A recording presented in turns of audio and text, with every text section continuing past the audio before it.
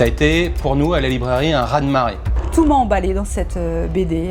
C'est une bande de bras cassés, vieux, qui limite a tout vu, a tout fait. Pour nous, c'est les tontons flingueurs réinventés.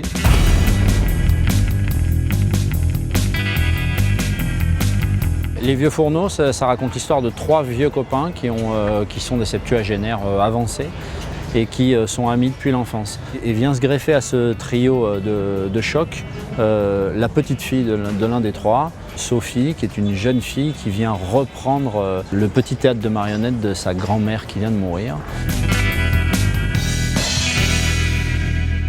Alors, ce tome 3, il y a des poules dans... Parce que dans le tome 3, il est énormément question de poules, c'est très important. L'histoire centrale est autour des œufs de Berthe. Berthe est un personnage féminin haut en couleur qu'on va découvrir. Dans le tome 3, on se rend compte que les vieux fourneaux ont parfois légèrement déconné dans leur vie et que le passé leur revient en pleine tronche.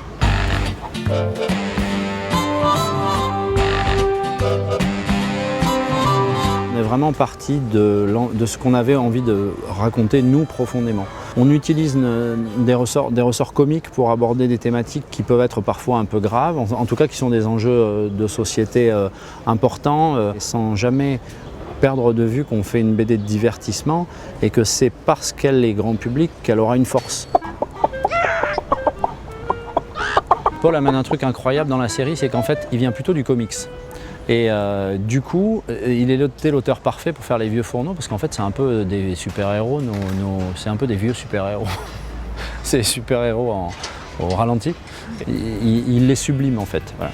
Par exemple, dans ce 3e tome qui est très centré sur le personnage de Mimile, on va revoir Mimile dans sa jeunesse au moment où il est un solide marin qui a fait plusieurs fois le tour du monde sur des bateaux.